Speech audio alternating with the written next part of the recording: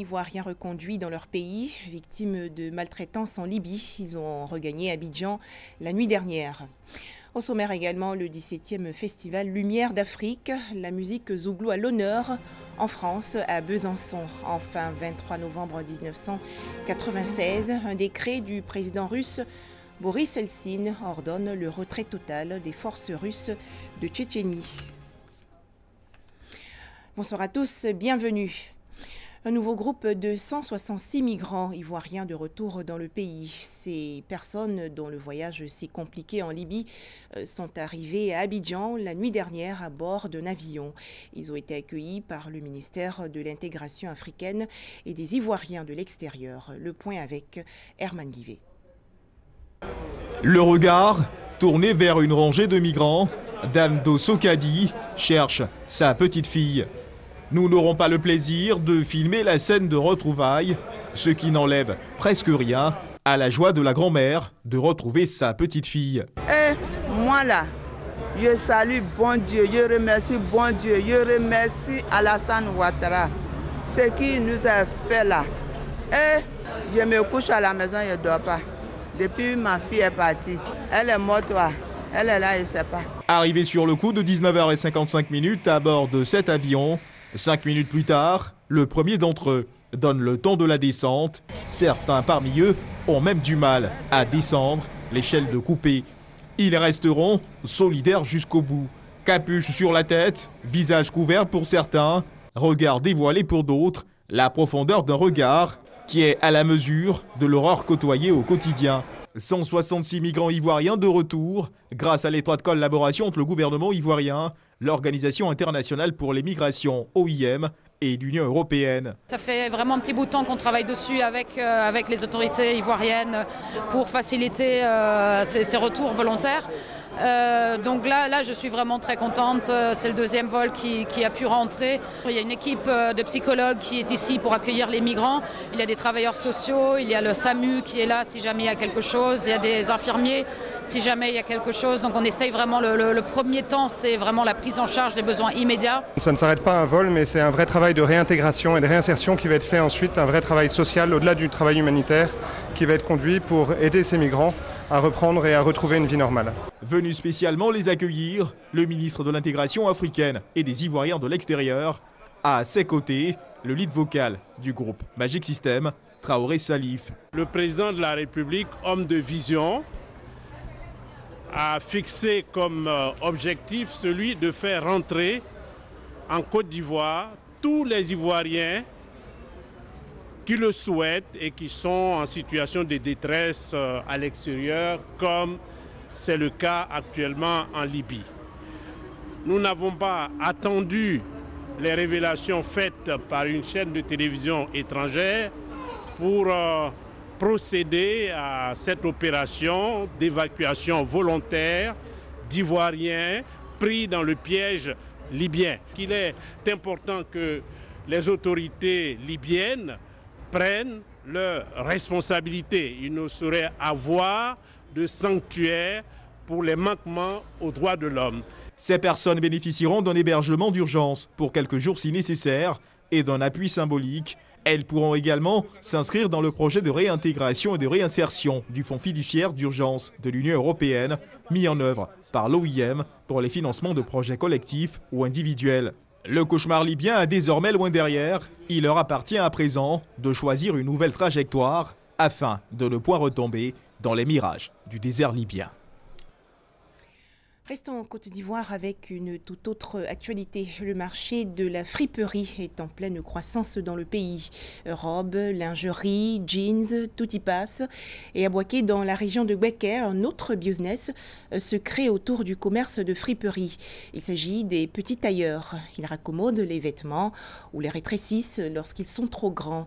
Hassan Khan et Chris Larsend de RTI Bouaké. Bouaké. Quartier Sokora, Sissi Aruna est vendeur grossiste dans le secteur de la friperie. Il reçoit un client ayant passé une commande. On livre les friperies à Bouaké ici. Bon, on a des vrais clients aussi quand on fait livrer, vente. D'autres aussi qu'on nous donne dépôt, vente, tout ça. On a les vrais gars même qui viennent aussi, on les donne crédit. J'ai une commande d'un certain nombre de chemises, donc j'étais venu pour payer quelques balles. La vente de friperies connaît un véritable sort à Bouaké après la crise. Une activité exercée en majorité par les jeunes. Ici, l'on cache des balles sur des étalages. À pied comme à moto, l'on écoule sa marchandise. Un moyen pour les jeunes d'assurer leur autonomie financière. On se promenait dans la ville, mais on voit que ça ne marche pas comme ça. Il faudra rentrer dans les marchés et puis essayer de s'installer quelque part. Maintenant qu'on est là, bon, ça ne marche pas trop, mais en tout cas, on fait de notre mieux. Pendant les vacances, il fallait se débrouiller un peu pour aider les parents. Les 3 mois de congé, là, au lieu de se déplacer, on reste sur place. En plus d'avoir des habits de temps à autre, là, tu peux te faire de l'argent. Avec cette activité, j'arrive à payer ma maison, à faire toutes mes factures. Ce secteur est prisé par une clientèle non négligeable à cause du coût. Depuis 6 ans, on est ici. C'est pas cher, c'est 1000 francs. C'est ma vendeuse. En tout cas, quand je viens ici, tout ce que je veux, là, je gagne ici. En tout cas, elle est bien. La vente de friperies fait intervenir d'autres acteurs, des tailleurs dont le rôle est de raccommoder ces habits de seconde main régulièrement sollicités. C'est moins cher, donc, et comme ça ne convient pas toujours à nos formes, donc on achète et on vient ici pour faire les retouches. Je fais couture normal avant, mais maintenant, comme ça ne marche pas, après ça j'ai choisi pour diminuer brode là maintenant. Je peux gagner 10 clients par jour comme ça. Le secteur de la friperie est pourvoyeur d'emplois. Cependant, la mauvaise organisation du milieu maintient les acteurs dans l'informel. Santé. Comment soigner à moindre coût les patients atteints des maladies de la cage thoracique? La Société ivoirienne de chirurgie thoracique se penche sur cette question. Les professionnels de la santé se sont réunis récemment au centre hospitalier universitaire de Trècheville. Les détails avec Thomas Guessambi. Une pathologie thoracique est une maladie qui touche les organes dans le thorax, à savoir les poumons, le cœur, la plèvre, les veines ou les artères. Et ses plus grandes victimes se comptent parmi les jeunes. Selon les statistiques hospitalières de 1977 à nos jours, les pathologies chirurgicales thoraciques et cardiovasculaires les plus fréquentes en Côte d'Ivoire sont dominées par les traumatismes thoraciques dus aux accidents de la route et aux maladies congénitales. Le traitement chirurgical de ces pathologies a un coût financier très élevé et reste encore hors de la portée de la majorité des patients. La Société ivoirienne de chirurgie thoracique et cardiovasculaire veut y apporter sa contribution. Rencontres et échanges d'expériences sont inscrits au menu de ces activités en attendant son congrès de novembre 2018.